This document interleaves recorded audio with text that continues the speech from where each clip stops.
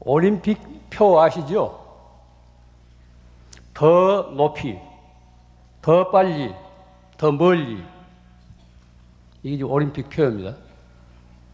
더 높이, 더 빨리, 더 멀리. 저는 이 말을 들을 때마다 심한 저항을 느낍니다. 사람이 살아가는데 더 높이, 더 빨리, 더 멀리, 이게 과연 옳은 주장인가? 예, 일찍이 근대 과학의 좌우명은 스피드, 속도였어요. 그래서 빠르게, 더 빠르게, 좀 더 빠르게, 이런 구호가 나옵니다. 빠르게, 더 빠르게, 좀 더 빠르게. 그래서 음성보다 더 빠른 비행기를 만들어내지 않습니까? 콩코드. 영국하고 프랑스하고 합작해서 만들었습니다. 그래서 돈 있는 사람들이 이제 대서양을 횡단하고 다녔는데 그 종말이 어떻게 됐습니까? 공중에서 폭발을 해요. 이것은 고도의 기술 산업을 과시하던 그런 현대 문명의 하나의 상징이에요. 빠르게, 더 빠르게, 좀 더 빠르게. 그 결과가 결국 공중에서 폭발하고 맙니다. 이건 상징적인 현상입니다. 생각해 보십시오. 우리가 어째서, 무엇을 위해서 빠르게, 더 빠르게, 좀 더 빠르게 살아야 합니까? 남보다 앞서기 위해서? 그럼 남보다 앞섰다고 해서 우리가 행복합니까? 남이 가진 것을 갖지 않았다고, 남이 갖지 않는 것을 가졌다고 해서 우리가 행복합니까? 남보다 빠르게 산다고 해서 행복합니까? 물어야 됩니다. 스스로 물어야 돼요. 묻게 되면은 해답은 그 물음 자체에 들어 있습니다.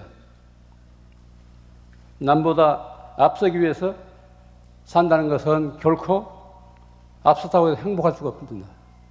한때 우리 기업에서 뭐 인류가 아니면 살아남지 못한다, 이런 소리 많이 했죠. 저도 그런 소리 들을 때마다 영 언짢게 들렸어요. 사람은 인류가 아니어도 훨씬 다 살아남습니다. 저 같은 뭐 2류, 3류도 살고 있지 않습니까? 인류는 고독한 거예요. 비정한 겁니다. 자동차를 운전하면서 저도 가끔 이제 그런 그 실수를 범합니다.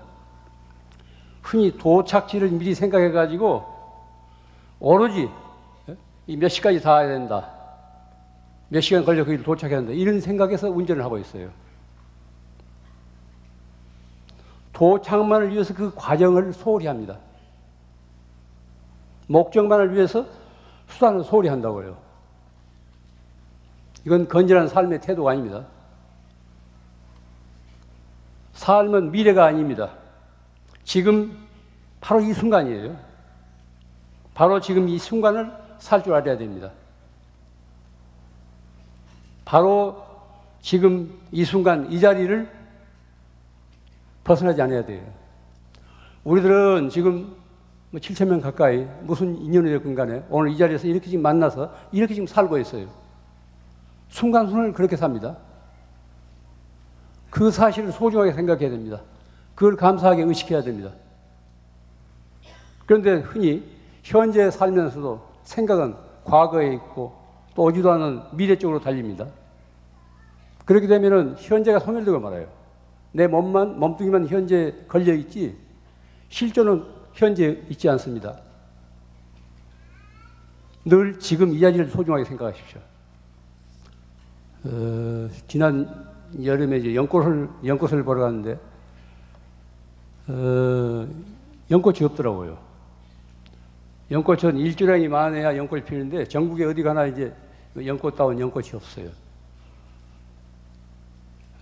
그래서 이제 미당에 연꽃 만나러 가는 바람같이 그걸 저는 많이 외웠었습니다. 섭섭하게, 그러나 아주 섭섭치는 말고 좀 섭섭한 듯하게, 이별이게, 그러나 아주 영 이별 말고 어디 내 생에서라도 다시 만나기로 하는 이별이게, 연꽃 만나러 가는 바람이다 만나고 가는 바람같이, 한두 철 전 만나고 가는 바람 아니라 엊그제 만나고 가는 바람같이, 이런 시를 외우고 있으면 연 보지 않더라도 내 안에서 연꽃이 피어나요. 시를 읽으십시오. 시를 읽으면 사람이 젊어집니다. 사각 컴퓨터 스크린에는 인간의 향기가 없습니다. 종일 들여다보세요. 인간의 향기가 없다고. 가상세계의 접속에서는 편리함은 있어도 인간의 향기는 없습니다.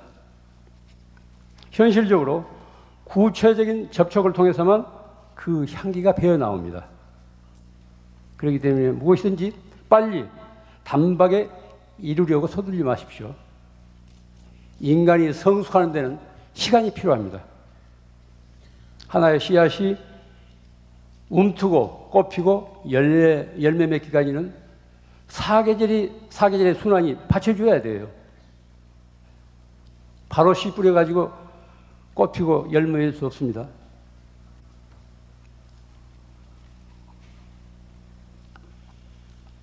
살 줄 아는 사람은 움켜쥐기보다는 쓰다듬기를 좋아합니다. 움켜쥔다는 것 자체 표현 자체가 욕심스러워요. 탐욕스럽다고. 움켜쥔다고 해서 자기 것이 되는 거 아니에요. 쓰다듬을 줄 알아야 돼요. 쓰다듬을 줄 알게 되면 자기 세계와 하나가 된다고. 쓰다듬을 줄도 모르고 그냥 움켜쥐기만 하면 그건 소유가 안 됩니다. 집안에 그 사 두었다고 해서 그게 자기 것이 아니에요. 그건 어디까지나 냉혹한 차이찬 물건입니다. 살 줄 아는 사람들은 목표를 향해 곧장 달려가기보다는 여유를 가지고 구불구불 돌아가는 길을 또 선택합니다. 이게 우리 선인들이 살던 삶의 모습이에요. 이 직선은 이건 문명이에요. 문명은 직선을 상징합니다. 그저 빠른 대로. 그러다 보니까 지금 수해가 심하다고 그래요. 수천 년 그 골짜기에서 이렇게 자연스럽게 적당한 유속을 막아가면서 이렇게 흘러내리는 물줄기가 그냥 다 끊어버리는 거예요. 겨울에 있는 돌도 다 가서 뭐 정원석으로 만들고, 물이 이제 빨리 흐르기 위해서 다 끊어버리니까 직선을 하니까 물이 조금만 어디 유속을 견제할 수 있는 장치가 없기 때문에 그대로 뚫고 나오는 거예요. 문명은 직선이에요. 이건 직선은 비정합니다. 자연은 곡선이에요. 비행기 타고 이렇게 공중에서 이 해안이라든가 이 산자락이라든가 이 보세요. 얼마나 유의합니까? 아주 자연스러워요. 곡선의 묘미를 알아야 됩니다. 곡선의 묘미를 알아야 돼요. 여기 삶의 비밀이 있습니다. 우리가 80년이건 70년이건 한 생애를 사는 길이 많이 보인다고 생각해 보세요. 한번 가상해 보세요. 그 사람 못 삽니다. 내가 앞으로 살 날이 30년, 20년 혹은 10년이 남았다고 가정해서 그 길이 지금 저 종점이 환히 보인다고 생각해 보세요. 그건 살 맛이 없어요. 그건 못 삽니다. 앞이 보이지 않기 때문에 구불구불 돌아가면서 새로운 꿈과 희망을 지니면서 참고 견디면서 살아가는 거예요. 곡선은 그런 묘미가 있습니다. 그렇기 때문에 뭐든지 성급하게 움켜쥐려고 하지 마세요. 지난날 우리 조상들의 느긋하고 여유 있는 유유자적한 생활 태도를 그 후손인 우리들은 다시 배우고 익혀야 됩니다. 때로는 천천히 돌아가기도 하고 가다가 쉬기도 하고 또 길을 잃고 헤맬 수도 있어야 돼요. 경제 논리로 따지지 마십시오. 뭐 시간 낭비다 뭐 있자고 하는데 경제 그것은 2차적인 것이지 1차적인 것이 못 됩니다. 걸핏하면 경제 논리로 모든 걸 따지라고 하는데 그건 아니에요. 천천히 돌아가기도 하고 가다가 쉬기도 하고 길을 잃고 헤맬 수도 있어야 돼요. 이런 삶의 기술이 필요합니다. 이거 삶의 기술이에요. 이게 하나의 다른 말로 하면 지혜예요. 단순한 테크닉이 아니라 살아가는 데 하나의 지혜라니까요. 이와 같은 삶의 기술을 통해서 자기 자신을 보다 잘 이해하게 되고 또한 타인을 이해하고 받아들이게 됩니다. 이웃과 함께 사는 유대를 이루게 돼요. 자기 자신에게 주어진 상황을 어떻게 받아들이냐에 따라서 삶의 질이 달라집니다. 시간에 쫓기는 사람은 죽으러 가는 사람이에요. 그저 앞다투고 죽으러 가는 사람이에요. 결국 종점이 죽음밖에 없으니까. 화장터를 향해서, 묘지를 향해서 그렇게 쭉 가는 거예요. 시간을 즐기는 사람은 영혼의 밭을 가는 사람입니다. 시간을 즐길 줄 알아야 돼요. 똑같이 하루 24시간을 살면서 어떤 사람은 그 24시간에 쫓기고 어떤 사람들은 그 24시간을 즐기면서 누릴 줄 알아야 돼요. 사람은 홀로 사는 존재가 아닙니다. 사람 인자를 보십시오. 사람 인자. 짝대기 두 개가 서로 이제 버텨 의지해 있는데 하나만 가지고는 독립되어 살 수가 없습니다. 사람이란 그런 거예요. 서로 의지에 삽니다. 또 의지에 있어야 사람 구실을 해요. 뭐 저 같은 사람은 이제 혼자 사니까 이게 사람도 아닌가? 시간적으로 공간적으로 홀로 있다고 해서 혼자 떨어져 있는 거 아닙니다. 무수한 관계 속에서 시간적이나 공간적으로 서서 떨어져 있다 하더라도 세상에 지금 함께 살고 있는 거예요. 그러니까 제가 이런 데 와서 뭐 이런 잔소리도 하지 않습니까? 사람이란 그런 거예요. 서로 의지해 삽니다. 관계를 떠나서는 살 수 없다고요. 수많은 생물들과 함께 어울려서 살면서 어떤 커다란 생명의 조화를 이루고 있어요. 이 세상에는 사람만 살지 않습니다. 많은 생물들이 함께 살고 있어요. 서로가 주고받으면서. 소위 기술자와 전문가들은 특정한 부분에만 집착해가지고 전체를 내다볼 줄 몰라요. 과학기술이 발달된 소위 그 선진국에서 만드는 약품들 보십시오. 뭐 비근한 녀석 살충제를 보세요. 농사 짓는데 이제 자꾸 벌레가 끼니까 살충제를 많이 쓰지 않습니까? 그러면은 살충제 그 벌레만 없어진 거 아니고 그 곤충은 없어진 거 아니고 먹이사슬을 통해서 다른 것도 없어진다니까요. 이 세상은 다 모두 필요해서 있는 거예요. 파리 모기가 없으면 좋을 것 같지만은 파리 모기가 없게 되면은 생태계에 어떤 큰 변이가 온다고. 그래서 더 나쁜 해충이 더 이제 극성을 떨 거예요.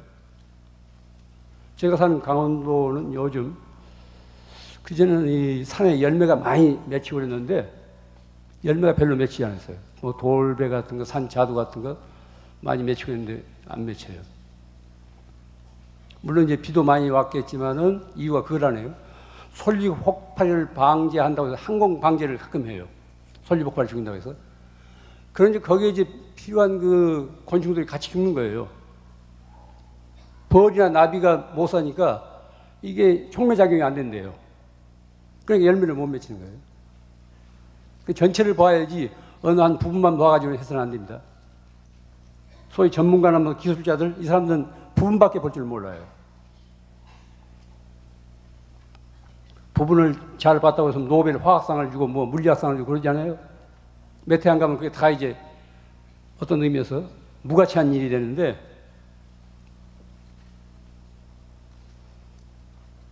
지금 지구 환경은 말할 수 없이 매우 불안합니다. 뭐 잘 아시겠지만 얼마 전에 신문에도 보도됐죠. 지금 지구 환경 위기가 9시 15분이래요. 12시가 종말이라네요. 12시가 종말. 그러니까 지구 종말이 지금 이 지구 환경 위기 시계로 따지면은 2시간 45분이 남는 겁니다.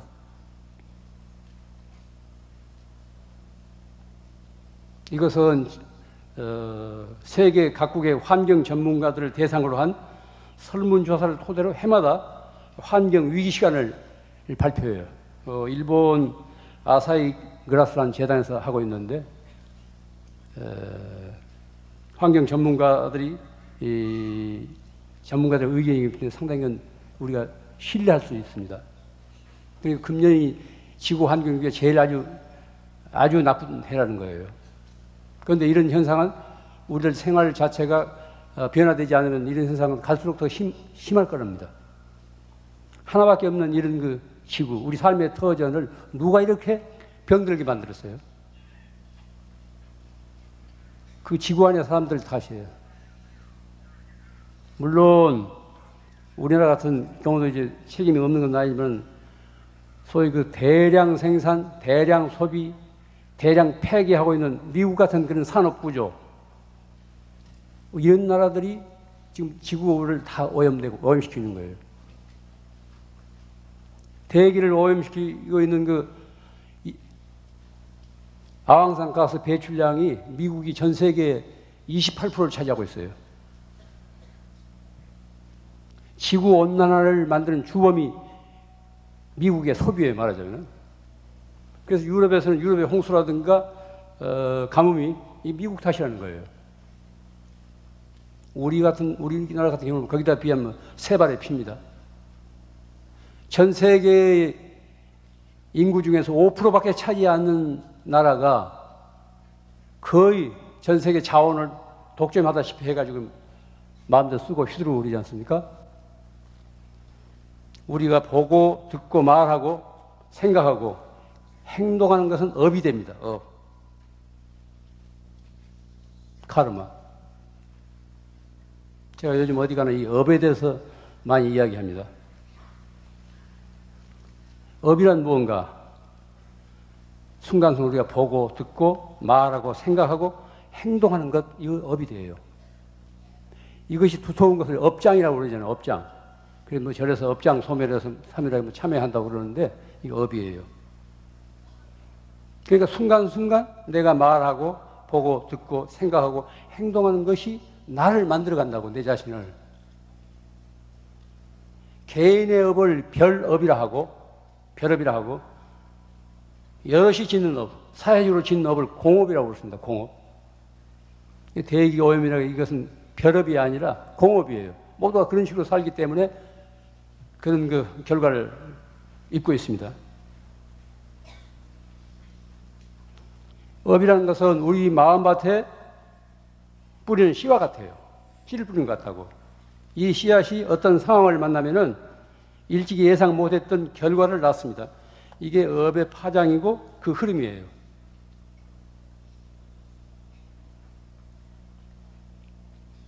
요즘 같은 생태계 책임이 공업이라고만 생각하지 마십시오. 공동체는 뭡니까? 한 사람 한 사람 개인이 모여서 공동체를 이루고 사회를 이루고 나라를 형성합니다. 남들이 다 그렇게 사는데 우리 집 한 집안에서 무슨 그렇게 유난스럽게 산다고 해서 뭐 세상이 달라질까? 이렇게 생각하지 마세요.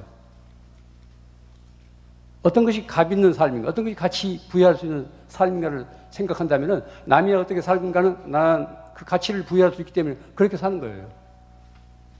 한 사람 한 사람이 그런 자각에 산다면 세상은 달라져요. 그래서 늘 남을 닮으려고 하니까, 남은 탓으로 돌리니까 개선이 안 됩니다. 이런 그 위기에서 벗어나려면은 새로운 업을 쌓아야 돼요. 새로운 업을. 인류가 살아남으려면은 현재와 같은 반자연적인 생활 방식을 청산하고 자연의 순리에 따르는 친자연적인 또는 생명의 원리를 받아들일 수 있어야 됩니다. 그래야 공존공생, 같이 사는 거예요. 혼자 살 수 없습니다. 같이 사는 거예요.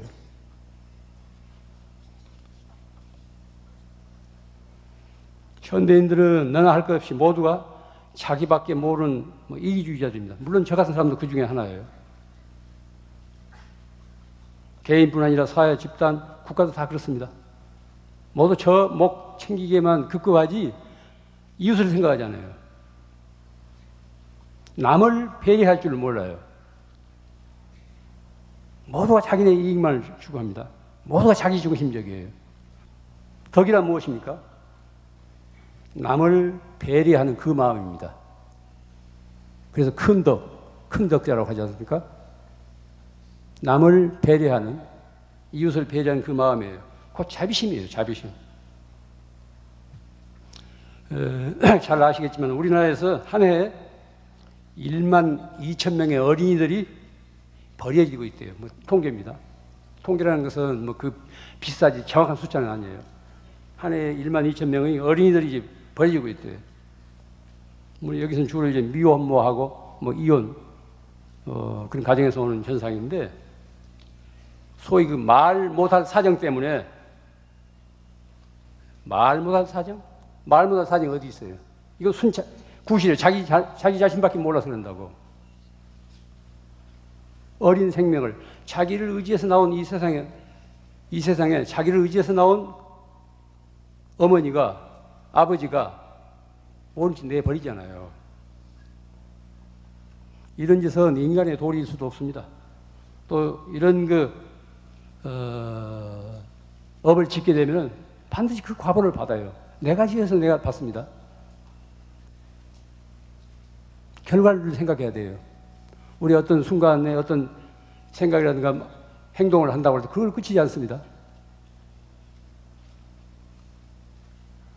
법적으로라든가 사회적으로 또 대외적으로는 그게 숨긴 일 같지만은 세상이 어떻게 숨깁니까? 자기가 알고 있는데, 이 우주가 알고 있는데, 알건 모르건 사람의 도리가 아니죠. 자기를 의지해서 나온 손님이에요. 내 소유물이 아닙니다. 가족끼리 살기 어렵다고 동반자살, 이것도 말이 안 되는 거예요. 자살이 아니라 타살입니다. 나에게 맡겨진 손님이라고, 내 자식은. 성장할 때까지 내가 보살펴야 할 의무가 나한테 있어요. 왜냐하면 내 자신이 성장할 때까지 어떤 부모의 은혜를 입었기 때문에 그 갚음으로 보살펴 줘야 되는데 그걸 내팽개치잖아요.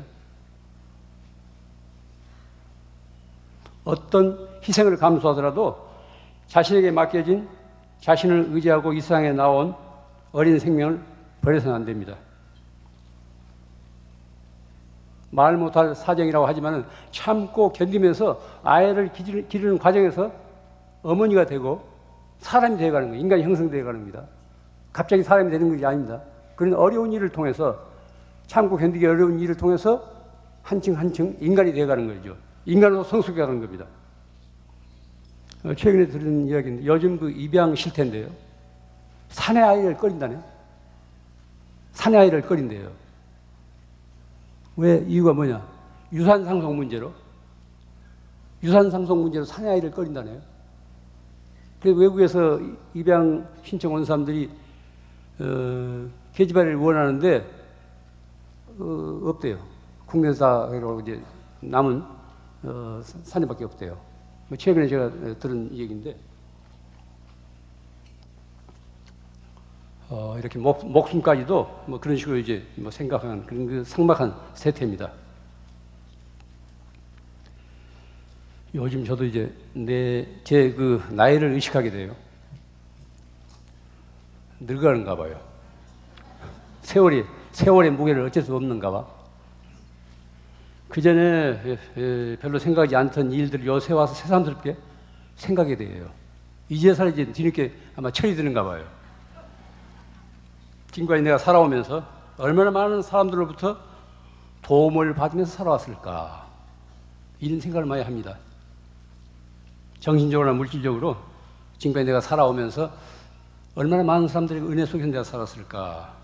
뭐 전생은 차치하고 제가 절에 들어와서 24살에 이제 절에 들어왔으니까, 절에 들어와서 이제 50년 가까이 살면서 많은 시주 은혜를 제가 지었어요.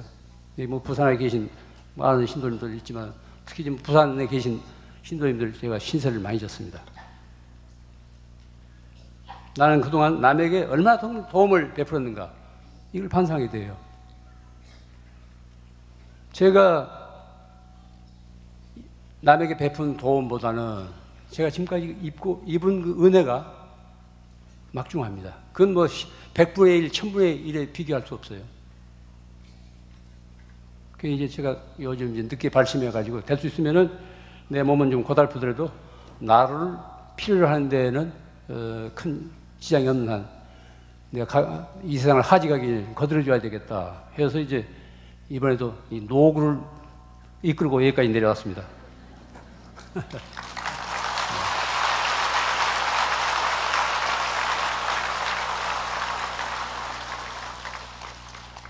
사람의 덕이란 어디서 옵니까? 그 요새를 이제 뭐 박덕한 세상이라고 그러지 않습니까? 덕을 생각하지 않아요. 그냥 눈앞 이해타산만 가지고 생각하지 이 다음을 전혀 생각하지 않습니다. 내 도움이 필요로 하는 사람들을 선뜻 도울 때, 내 도움이 필요로 하는 내 이웃을 내가 선뜻 도울 때 덕이 자랍니다. 덕의 씨앗이 움터요. 아름다운 세상이란 무슨 꽃이 만발한 세상이 아닙니다. 사람들이 서로 도우면서 사는 인정이 넘치는 세상이 아름다운 세상이지 외부적으로 뭐 거창하게 장식한 세상이 아름다운 세상은 아닙니다. 그건 빈 세상이에요. 껍질이에요. 알맹이는 그 인정으로 주고받고 넘쳐야 됩니다. 인정이 따뜻하게 오고 가야 돼요. 가슴들이 따뜻해야 됩니다. 어떤 사람도 모든 것을 혼자 해낼 수는 없습니다. 오늘 이 모임만 하더라도 많은 분들이 애를 많이 썼을 거예요. 사람은 그때그때 누군가의 도움이 필요합니다. 선뜻 나서서 도울 수 있을 때 우리들의 삶의 질이 향상돼요. 또 세상을 살아가는 의미가 새로워집니다. 그 남 많이 도우는 사람들이 가끔 그런 그 짜증 푸념을 하는 수가 있습니다. 나는 아무개네를 끝도 없이 도우는데 그 집에서는 그냥 나를 그냥 배반하고 배망덕하더라. 이런 그 얘기를 들어 하거든. 이건 뭐 현실적으로 있습니다. 나는 누 집을 그렇게 어려워서 끝없이 우리 집 사람도 빠듯한 처지에 그렇게 같이 나누었는데 도움을 주었는데 저쪽에서는 그런 것도 까맣게 있고 그냥 사사건건이 속을 썩이고 이제 배망덕한 일이 있을 수 있다고요. 나누는 일은 내 일이에요. 배망덕은 내 일이 아닙니다. 그쪽 일이에요. 근데 내가 알 바 아니라니까. 그것까지 우리가 챙기지 마세요. 그건 그 사람 일이라니까. 그 사람의 업이에요. 나는 그냥 나누는 거로 되는 거예요. 나눠주고 싶었으니까. 그렇게 마음을 가져야 됩니다. 왜 내 물건 잃고 속까지 잃어? 너무 손해가 많아요. 그러니까 생각을 그렇게 돌이켜야 돼요. 나누는 일은 내 일이고, 나 은혜를 등지는 일은 저쪽 일이기 때문에 내가 그건 내 알 바 아니다. 내 일이 아니다. 이렇게 생각하십시오. 그렇게 되면 내 덕에 손상이 없습니다.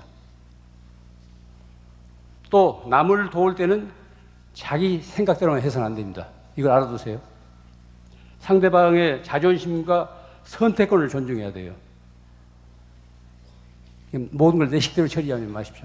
받을 쪽, 그쪽의 자존심과 선택권도 배려해야 돼요. 그가 필요한 물건이 무엇인지부터 생각해야 됩니다. 그냥 집안에 자주 남다고 해서 그냥 그걸 주워보세요. 그건 아무것도 무가치한 거예요. 버리는 거예요. 그리고 자신이 상대편을 도운다고 해서 무슨 은혜라도 베풀 수 있게 생각하지 마십시오. 그래서 불교에서는 무주상보시, 삼륜이 청정한 보시, 주는 마음이나 받는 마음이나 또 주는 물건이 다 청정해야 된다는 거. 어디에도 집착해서는 안 된다는. 그래서 이제 삼륜 청정, 삼륜 공정, 무주상보시 하지 않습니까? 그의 자존심과 선택권을 존중해 드려야 돼요. 그러니까 무엇이 저쪽이 필요한 건가? 그래서 아메리카 인디안, 아메리카 원주민들은 누구에게 무언가 선물을 할 때 그냥 그 집 앞에 놓아두고 간대요. 뭐 맹암을 놓거나 무슨 뭐 이런 내거나 뭐 신문사 가서 떠들지 않는데요. 우리는 지금까지 살아오면서 수많은 사람들로부터 헤아릴 수 없는 그런 많은 도움을 받아왔습니다. 이제는 우리들이 나서서 이웃에 도울 때예요. 그게 사는 일이에요. 부모의 은혜, 스승의 은혜, 이웃의 은혜, 친구들의 은혜가 얼마나 많습니까? 도와야 돼요. 남을 도와서 그 사람의 삶이 좀 더 나아진다면 내 삶의 질도 그만큼 높아지는 겁니다. 내가 도와서 그 상대편의 삶이 조금 풀린다면 내 삶의 질도 내가 원치 않고 풀리는 거예요. 남을 돕고 살면은 그 도움이 크고 작건 간에 우리가 헛된 삶을 살고 있지 않다는 것을 알 수 있습니다. 타인의 삶에 밝은 영향을 미치는 행동은 우리 자신의 삶에 그만큼 의미를 가져줘요. 의미 있는 삶이 돼야 됩니다. 뜻있는 삶이 돼야 된다고요. 자기만 하는 삶, 그것은 짐승이나 다를 거 하나 없죠. 이웃이 도움을 필요로 할 때 우리는 두 길을 선택할 수 있어요. 내 이웃이 도움을 필요로 할 때 우리는 두 가지 길에서 두 가지를 선택할 수 있다고. 하나는 모른 채예요. 나도 살기 빠듯한데 무슨 모른 채 하는 것이고, 다른 하나는 사람의 도리로 생각하고 이웃의 도리로 생각하고 선뜻 도움의 손길을 뻗치는 일입니다. 우리는 늘 그런 갈래길에 서요. 자기가 줄 때 아깝지 않은 사람 어디 있습니까? 그건 본래 자기가 생각하지 않으면 돼요. 내가 무슨 맡아가지고 있는 거라고 생각하면 돼요. 관리인이라고. 아깝지만 줌으로 해서 조금씩 내 이제 마음의 문이 열린다고요. 모른 채 돌아서는 것은 인간으로 향상할 수 있는 모처럼의 기회를 스스로 내팽개치는 겁니다. 덕을 베풀 수 있는, 덕을 쌓을 수 있는 기회를 스스로 팽개치는 거예요. 선뜻 나서는 것은 지난 세월의 도움을 내가 갚으면서 내 삶을 새롭게 하는 일이에요.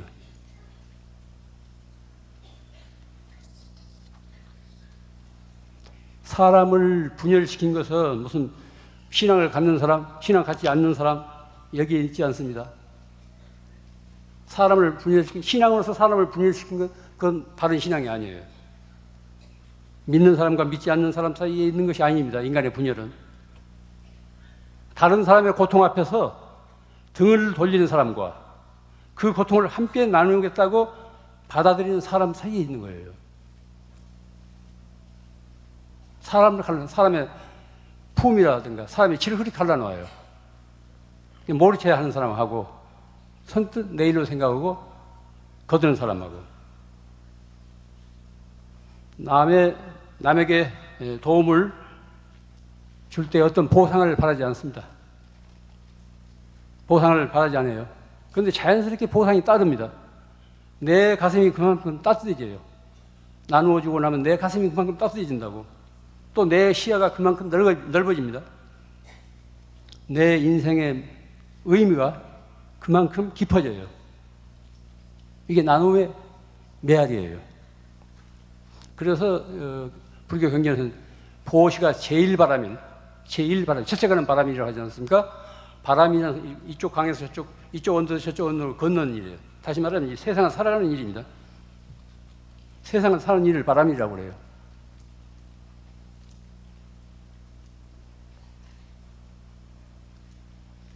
남을 돕는 업을 쌓아야 내가 지금까지 지은 빚을 갚게 됩니다. 거듭 말씀드립니다. 우리가 보고 듣고 말하고 생각하고 행동하는 것은 업이 됩니다.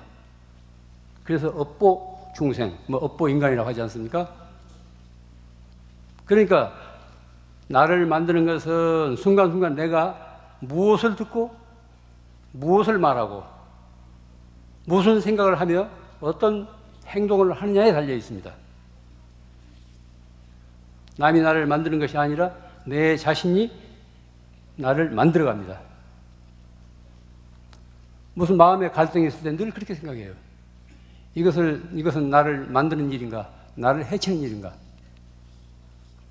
눈앞에 이해타산으로 생각하지 말고 전 인생의 과정에서 그렇게 보십시오. 세상 살만큼 살다가 하지 갈 때 피 찌고 가서는 안 됩니다. 그렇게 되면 내 생에까지 그걸 갚아야 돼요. 제가 이야기를 하나 해드리죠. 제가 잘 아는 대학 교수가 있는데 이분한테 들은 이야기예요. 자기가 가르치는 1학년 남학생이 같은 과 여학생을 아주 열렬히 사랑했대요. 온 동네 시끄럽게. 그런데 한 학기도 채우기 전에, 요새 속전속결이니까, 한 학기도 채우기 전에 그 여학생은 다른 남학생을 좋아하고 그 애를 버렸대요. 그러니까 이 녀석이 그냥 낙담해가지고 선생님한테, 선생님 저를 좀 구해주세요, 이런 편지를 하면서 그러면 겪은 이 얘기를 하더라네요. 물론 이 자리에도 이제 시련의 아픔을 겪어온 사람들은 알 거예요. 얼마나 가슴이 쓰라렸으면 자기 교수한테 어찌하오리까 이런 뭐 자문을 하겠어요. 그런데 이제 남학생의 어머니는 마침 그 교수의 여고 시절 뭐 친구였대요. 뭐 친한 친구였대요. 그러니까 이제 엄마 친구 그러니까 그런 편지를 자기 교수한테 했겠죠. 하루는 그 친구한테 이메일로 그 사연이 왔는데 뭐 내용이 이래요. 실현당한 자식을 보는 게 이렇게 괴로울 줄은 몰랐다. 저 싫다고 버리고 떠난 애를 못 잊어 하며 밤잠을 설치고 끼니를 걸리는 자식이 너무 밉고 그러면서도 어미 앞에서 짐짓 아무렇지도 않은 듯 떠드는 모습을 보면 너무나 가슴이 아프다. 뭐 엄마들이 똑같은 마음이겠죠. 사랑을 버린 죄에 대한 갚음이 이렇게 혹독할 줄은 미처 몰랐다. 실현당한 그 남학생의 어머니가 그렇게 자기 친구인 대학 교수에 한 편지예요. 사랑을 버린 죄에 대한 갚음이 이렇게 혹독할 줄은 미처 몰랐다. 그러니까 실현당한 학생의 어머니는 현재의 남편과 결혼하기 전에 대학 시절 그 당시 민주화 운동을 하던 어떤 남학생과 아주 열렬하게 연애를 했대요. 그러다가 이제 졸업이 임박해서 오랫동안 그 사귀던 그 남자를 버리고 소위 조건이 좋은 현재의 남편과 결혼했다네. 흔히 있는 일 아닙니까? 뭐 현실이 어떻고 이상이 어떻고 하면서 이제 따지니까 버림받은 그 남자는 상처가 너무 깊어가지고 뭐 자살 소송까지 벌인 일이 있었대요. 그런데 너무나 놀라운 사실은 알고 보니까 자기 아들이 목숨 걸고 좋아하는 같은 과 여자아이는 자신으로부터 버림받아가지고 해외로 유학을 떠난 후 소식이 끊긴 예전 그 남자의 딸이었대요. 에? 뭐 드라마 같죠? 이게 인과관계예요. 에? 뭐 사실로 있었던 일입니다. 이것이 인생이에요. 그래서 인생을 드라마라고 하고 날마다 밤에 연속 돌리는 게 다 이런 거예요. 이게 업의 파장이고 인과관계입니다. 명심하십시오. 내가 지어서 나만 받는 것이 아니라 내 자식에게까지 그 업의 파장이 미친다니까요. 무관 자식 때까지 내가 지은 업의 파장이 미친다고요. 이와 같이 세상에서 일어나고 있는 온갖 사건과 사고는 알고 보면 인과관계의 한 고리로 이어졌어요. 살인사건, 뭐 할 것, 뭐 사기사건 할 것 보면은 다 어떤 인과관계의 고리로 이어졌다고. 그 현상, 단면만 보니까 이제 거기서 그런 뭐, 불순한 일이 일어난 것 같지만 그 측면을 보면은 다 그런 업의 하나의 그 파동이에요. 폭력과 인간 부재의 시대에 우리가 사람답게 살아가려면 이와 같은 인과의 도리를 믿어야 됩니다. 이건 무슨 불교 신자만이 믿는 거 아닙니다. 이게 우주 실세예요. 남에게 상처를 입히는 것은 결과적으로 내 자신에게 상처를 입히는 일이에요. 하늘 보고 허공 보고 침 뱉으면 그 침이 내 얼굴로 다시 돌아온다고 하지 않습니까? 남에게 상처를 입히면 그 메아리가 나한테 온다니까요. 또 하나의 이야기가 있습니다. 우리 맑고 향기롭게 그 중앙 모임에서 보살펴드리는 양로원이 몇 군데 있는데 그 중에 이제 경기도 파주에 있는 대비 양로원이 있습니다. 10년 가까이 거기 거들고 있는데 여기는 거의 뭐 버려진 무위탁 노인들, 버려진 노인들을 수용하고 있어요. 5년 전에 양로원에 들어온 할머니 한 분은 17살 때 결혼을 했는데 그때는 빨리 조언이니까 아이를 못 낳는다고 해서 20대 중반에 소박을 당했대요. 그게 쫓겨나온 거지. 옛날에 뭐 위자료 같은 거 없이 그냥 막 쫓겨나온 거 아닙니까? 그게 나올 때 이제 돈을 조금 훔쳐가지고 나왔던가 봐요, 돈을. 그런데 1년 전 이 대비 양로원에 할아버지가 한 분 새로 들어왔는데 그 노인이 바로 예전 남편이더래요. 그 많은 양돈 두고 하필하고 경기도 파주 대비 양로원에 들어온 거예요. 얼마나 놀랐겠어요. 그런데 행인지 불행인지 그 할아버지는 치매에 걸려가지고 누군지를 못 알아보더라네. 그 할머니는 1년 가까이 같은 양로 살면서도 같이 대면을 하지 않았대요. 속에 뭐 꺼름치한 게 있었던가 봐. 그 이제 그 할아버지가 돌아가시지 임박해서 곁에서 권을 했대요. 그러지 말고 이해 다 풀고 그렇게 이제 서로 사과하고 깨끗하게 한이 없도록 그렇게 이제 풀라고. 그래서 이제 할머니가 그동안 미안했다고 이제 그런 것도 사과를 하니까 마치 그때 이제 죽기 전에 이 치매에서 조금 깨어났던가 봐요, 할아버지가. 그래도 내 마지막을 이렇게 지켜줘서 고맙다고 그러더라네요. 한 번 만났던 사람들은 언젠가 다시 만나게 됩니다. 외나무다리가 됐건 양로원이 됐건 다시 만나게 돼요. 이 자식 다시는 너 안 본다고. 이게 돌아서지 마세요. 언젠가 다시 만나요. 그러니까 이 막소리 하지 마세요. 물론 이제 화가 잔뜩 나면 너도 막된 소리 함부로 못할 소리 없잖아요. 있는 거 없는 거 다 주워 모아가지고 이제 쏟아버리는데, 그렇게 되면 마음에 금이 가요. 마음에 금이. 그게 업이 된다니까? 내가 험한 소리, 그렇게 이제 사나운 소리를 하게 되면 저쪽에 상처가, 저쪽에 화살이 가기 전에 내 스스로 그 화살을 맞게 되는 거예요. 내 마음이 편치 않다니까요. 스스로 자기 가슴에 화살을 꽂는 일이에요.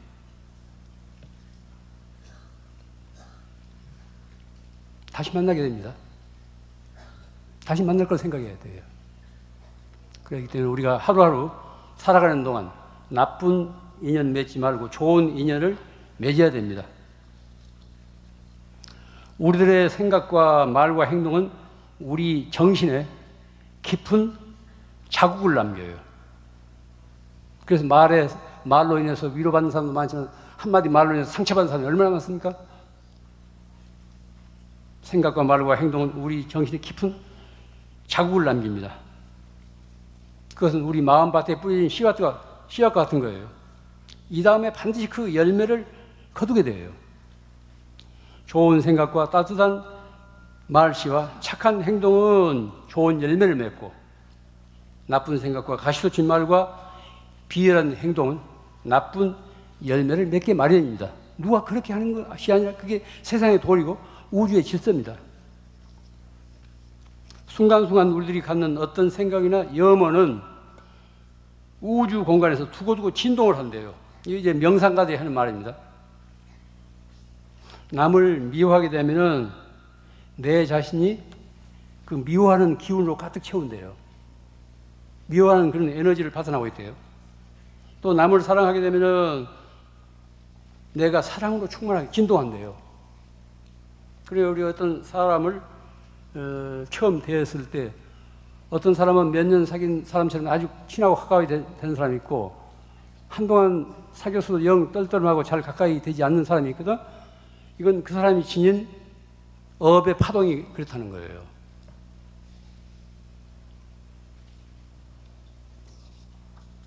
옛사람의 말에 아무것도 가져가지 못하고 업만 남아 따라온다. 뭐 치문에 있는 말인데, 만반장 불거여 유유업 수신이다. 아무것도 가져가지 못하고 업만 남아서 따라간다. 우리가 살 만큼 살다가 이 세상을 하직할 때 아무것도 가져가지 못합니다. 뭘 하나 가져가요? 아무것도 가져가지 못한다고. 내가 말하고 생각하고 행동하는 것이 이 다음 생애까지 업으로서 이어지는 겁니다. 하루 한 가지라도 착한 이야기를 듣고 또한 착한 일을 몸소 행한다면 그날 하루는 잘 산 날입니다. 내 그 생애에서, 그 시들한 생애에서 빛을 발하는 하루가 돼요. 이런 날이 많아야 됩니다. 착한 이야기를 듣고 착한 일을 내 몸소 행할 때 그날 하루는 잘 사는 거예요. 우리는 순간순간 끝없이 형성되어가는 그 과정에 있습니다. 내가 나를 만들어가는 것이지 누가 나를 대신해서 만들어줄 수 없습니다. 이런 사실을 잊지 말아야 해요.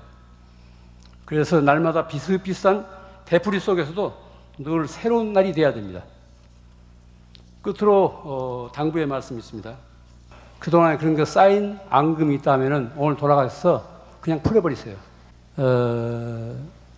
서운한 일이 있었거나 하더라도 한 생각 돌이켜서 여기 왔던 공덕으로 먼저 그 자존심 생각하지 말고 먼저 풀어버리세요. 예. 끝으로 이 말 당부하면서 제 말씀 마치겠습니다. 네.